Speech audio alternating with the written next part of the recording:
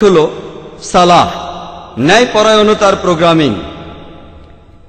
যেমন ধরুন, একজন ছাত্র তার কোনো একটা পরীক্ষা দেওয়ার পর যদি সে সালাহ আদায় করে, সে সেই সময়ে তার পরীক্ষার খাতার কথায় চিন্তা করতে থাকে।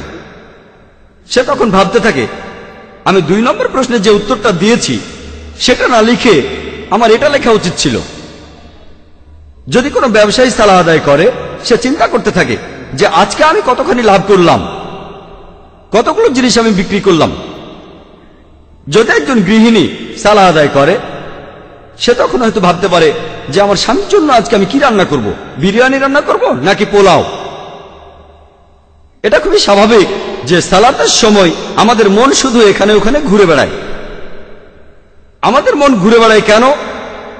এর কারণ হলো আমাদের মানুষের মন আসলে খালি, আর এই মন খালি থাকতে পারে না, সেজন্য মন ঘুরে বেড়ায়। বেশিরভাগ মুসলিম সালাহ আদায়ের সময় যেগুলো আমরা বলি সেগুলো জানেন।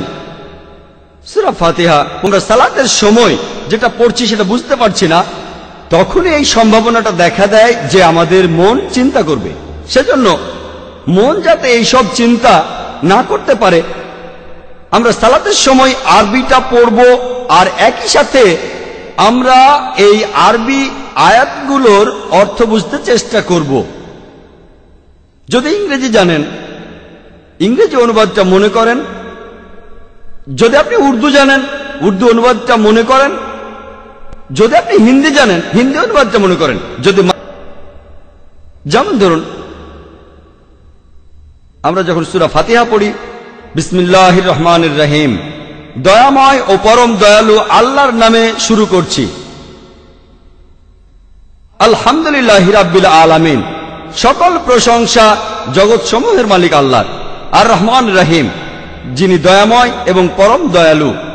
মালিক ইয়াউমিদ্দিন, তিনি কর্মফল দিবসের মালিক। ইয়াকা নাবুদু ওয়া ইয়াকা নাস্তাইন, আমরা শুধু তোমার ইবাদত করি, শুধু তোমার সাহায্য চাই। ইহদিনাস সিরাতাল মুস্তাকিম, আমাদের সরল পথ দেখাও। ইহদিনাস সিরাতাল মুস্তাকিম সিরাতাল লাযিনা আনআমতা আলাইহিম গায়রিল মাগদুবি আলাইহিম ওয়ালাদ-দাল্লিন, তাদের পথ যাদেরকে তুমি অনুগ্রহ দান করেছো, এবং তাদের পথ নয় যারা ক্রোধ নিপতিত, আর তাদের নয় যারা পথভ্রষ্ট। যখন এই সূরা ফাতিহা আপনি পড়বেন অথবা আরবিতে অন্য আয়াত পড়বেন, একই সাথে অর্থটাও মনে করুন, আর আপনার মন তখন ঘুরে বেড়াবে না।